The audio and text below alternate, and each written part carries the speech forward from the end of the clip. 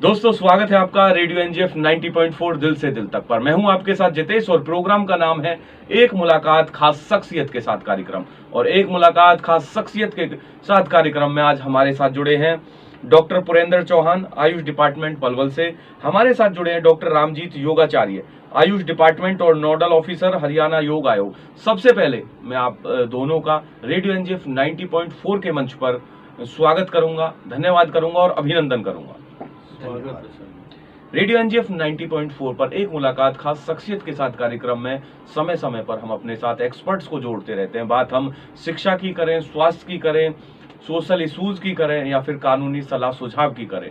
Radio NGF 90.4 पर शाम के समय आप हमारे साथ जुड़ सकते हैं और अपनी कृषि संबंधित कोई भी समस्या हमारे एक्सपर्ट के साथ साझा कर सकते हैं, शेयर कर सकते हैं। रेडियो एनजीएफ 90.4 पर आज हम सब मना रहे हैं योग दिवस और 10वां योग दिवस आज हम सेलिब्रेट कर रहे हैं, मना रहे हैं। बातचीत का सिलसिला आगे बढ़ाते हैं। सर, हम आपसे जानना चाहेंगे योग को लेकर 21 जून को जो हम आज अपना 10वां योगा दिवस मना रहे हैं, तो योगा दिवस पर थोड़ा हम ब्रीफ से बात करेंगे कि भारत में योग दिवस कब स्टार्ट हुआ, कैसे स्टार्ट हुआ, कैसे ये सारी चीजें शुरू हुई। जैसा कि आपको पता है, जब हमारे भारत के प्रधानमंत्री श्री नरेंद्र मोदी जी यूएनओ में गए थे 2014 में जी, उन्होंने इसके ऊपर भारत की तरफ से एक प्रस्ताव रखा कि योग भारत की एक प्राचीन विद्या है जो मानव के कल्याण के लिए बहुत ही आवश्यक है जी। तो उसी समय विश्व के लगभग 175 देशों ने अडॉप्ट किया और ये निर्णय किया यूएनओ की तरफ से कि प्रति वर्ष 21 जून को योग दिवस के रूप में मनाया जाएगा। तब से अब तक 2014 से अब 2024 10वां हम 21 जून को अंतर्राष्ट्रीय स्तर पर योग दिवस मनाने जा रहे हैं। तो ये प्रयास है भारत सरकार का, ये प्रयास है हमारे माननीय प्रधानमंत्री श्री नरेंद्र मोदी जी के मार्गदर्शन का। बिल्कुल दोस्तों, रेडियो एनजीएफ 90.4 पर हम आपको बता दें कि 10वां योग दिवस हम सारे लोग मना रहे हैं, सेलिब्रेट कर रहे हैं। अंतर्राष्ट्रीय स्तर पर सर योग दिवस की शुरुआत हो चुकी है। अंतर्राष्ट्रीय स्तर पर ही हम आपसे जानना चाहेंगे कि अंतर्राष्ट्रीय स्तर पर योग दिवस को लेकर क्या क्या प्रोटोकॉल जो कमेटी होती है उसने बना रखे हैं। ऐसा है, सारे विश्व के जो योग एक्सपर्ट आचार्य थे उन्होंने मिलके सामंजस्य बिठा करके इसका प्रोटोकॉल निश्चित किया है जी। इसमें सर्वप्रथम प्रार्थना को रखा गया है जी। प्रार्थना में विश्व की प्राचीनतम पुस्तक और विश्व विरासत जी ऋग्वेद के 10वें मंडल से सूक्त 191 मंत्र संख्या 2 को लिया गया है। जी। ओम सम गच्छत ध्वम, इसका मतलब है हे परमपिता परमात्मा हम सब मिलकर के चलें। जी। सम वदत ध्वम, सब मिलकर के सबके कल्याण की बात बोलें। संभो मनांसी जानताम, सबके मन की बातों को जान करके संगठन के साथ कार्य करें। देवा भागम यथा पूर्वे, जी। जिस प्रकार पूर्व काल में ऋषियों ने संगठन से अपना भाग पाया है ऐसे हम भी अपना जीवन को उन्नत करें। संजा नाना उपासते, परमपिता परमात्मा का नाम लें और योग साधना को प्रारंभ करें। बिल्कुल दोस्तों, परमपिता परमात्मा का नाम ले और योग साधना को शुरू करें या फिर जारी रखें। रेडियो एनजीएफ 90.4 पर सर अगला सवाल हम आपसे जानना चाहेंगे। बात हम करेंगे योगा और एक आम आदमी की। योगा आम आदमी और चिकित्सा के क्षेत्र में कितना कारगर साबित हुआ है और कितना महत्वपूर्ण है। बहुत ही सुंदर प्रश्न है जी।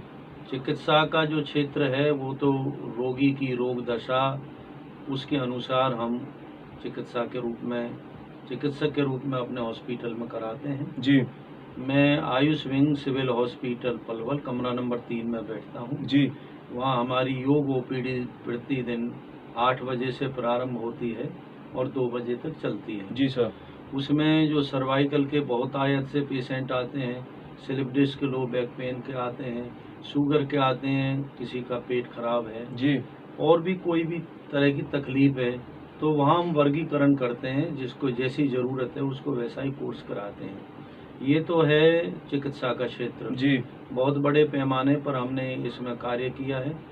हरियाणा में नंबर 1 का डॉक्टर मुझे घोषित किया गया जी मेरी ओपीडी हरियाणा में पहले नंबर पर अनेक वर्ष तक रही है जी जो अपने यहाँ जिला प्रशासन है पलवल का उन्होंने 26 जनवरी को पलवल का सर्वश्रेष्ठ डॉक्टर घोषित किया है जी तो चिकित्सा का व्यापक रूप से लोगों में प्रभाव बना है और लोगों को लाभ भी हुआ है जी रही बात आम आदमी के लिए जो किसी रोग विशेष का शिकार नहीं है तो वो आगे रोग का शिकार ना बने उसका स्वास्थ्य उन्नत रहे उसकी आयु बढ़े उसका स्वास्थ्य उत्तम बना रहे तो अंतर्राष्ट्रीय योग एक्सपर्ट कमेटी ने योग प्रोटोकॉल में 8 सूक्ष्म व्यायाम खड़े खड़े शुरू में रखे हैं जी उसके बाद 5 खड़े होकर किए जाने वाले योगासनों का अभ्यास होता है उसके बाद बैठकर किए जाने वाले 4-5 आसन हैं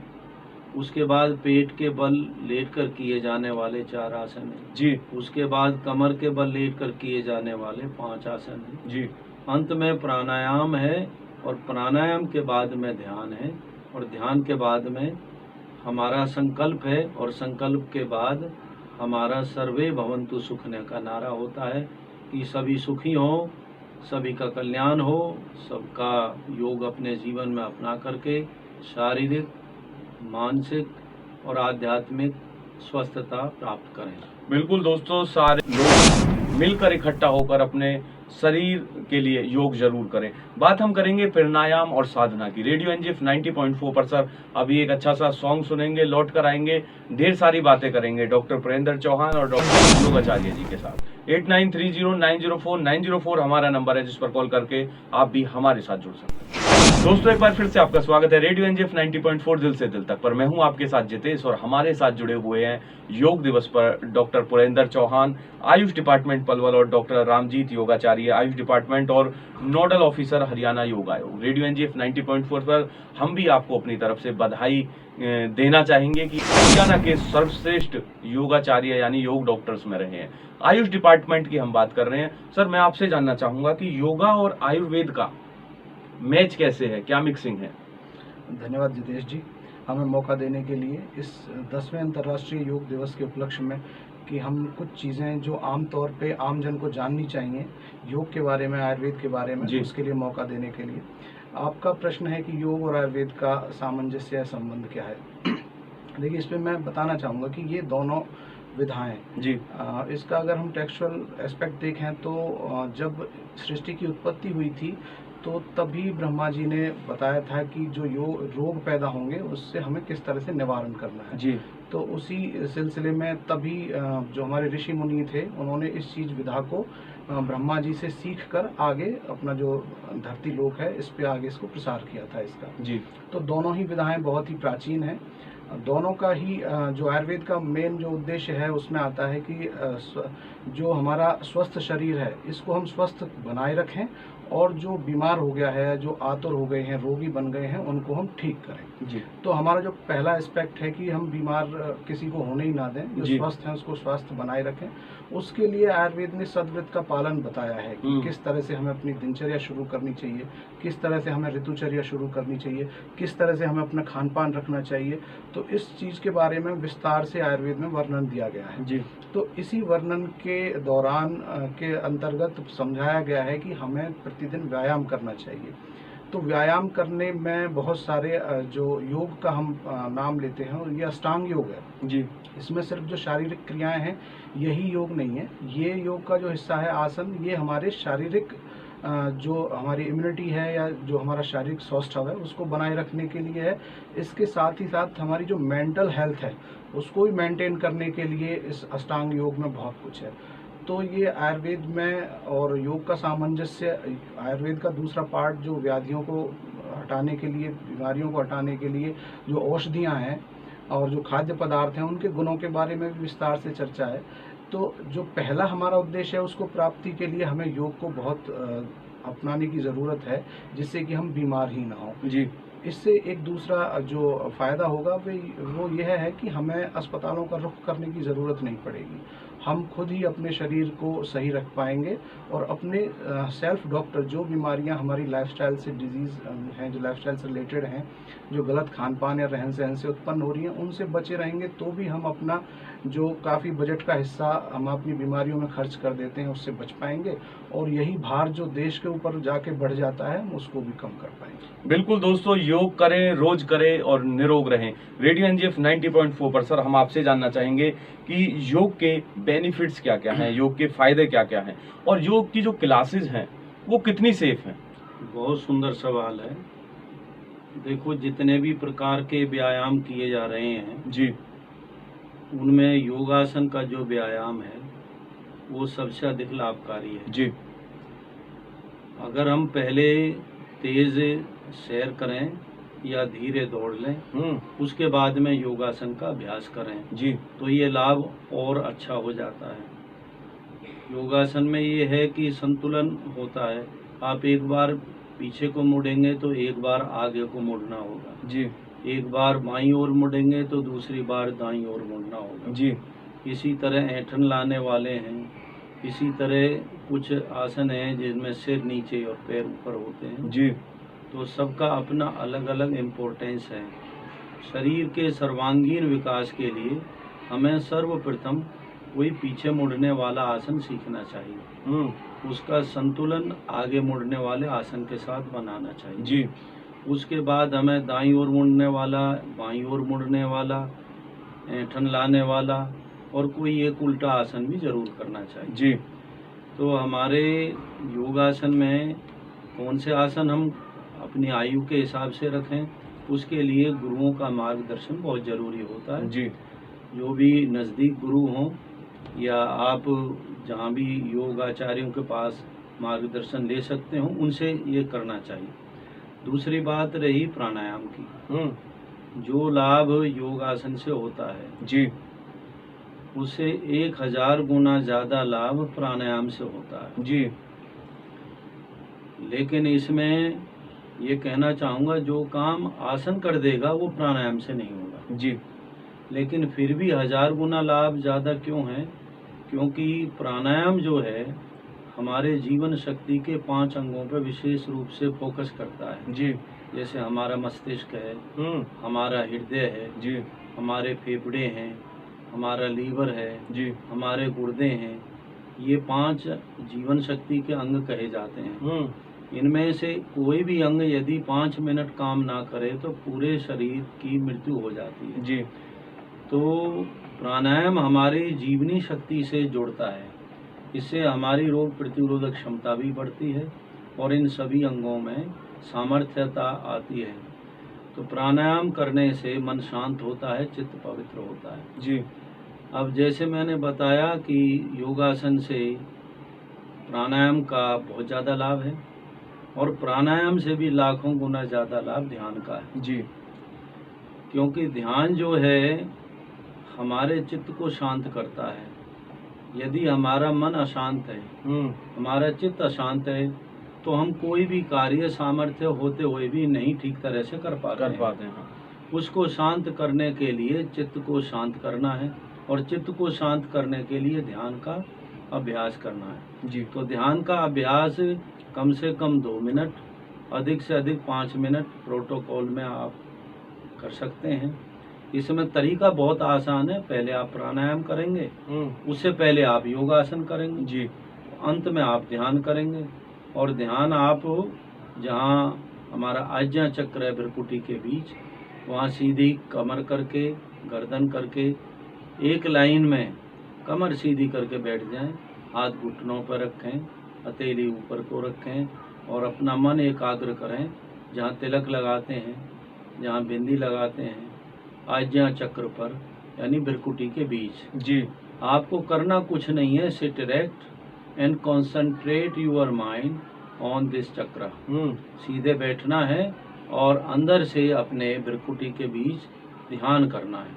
मन दाएं बाएं जाता है, कोशिश करके उसे वहीं लाना है। जब आपका ये प्रक्रम हो जाए तो अपना ध्यान को उतारने के लिए हम जी। पहले आज्ञा चक्र से नासिका के अगले हिस्से पे आएंगे, वहाँ एक गहरा सांस भरेंगे, छोड़ेंगे, फिर गले में आएंगे, गले में गहरा सांस लेंगे, छोड़ेंगे, फिर सीने में आएंगे जी। वही गहरा सांस लेना छोड़ना, फिर नाभि से नीचे पेड़ू में जी। वही गहरा सांस लेना छोड़ना। उसके बाद एकदम से आंखें नहीं खोलें, पहले हथेलियों को रगड़ें, आंखों को लगाएं और पहले नीचे को देखें, नीचे को झुक के, फिर धीरे धीरे आप सीधे होकर बैठ जाएं। जब आप ध्यान का अभ्यास करें, चाहे आपने 2 मिनट किया चाहे 5 मिनट किया, फिर आधे घंटे मौन धारण करें जी। तो पूरे अगले 24 घंटे के लिए आपकी बैटरी चार्ज हो गई।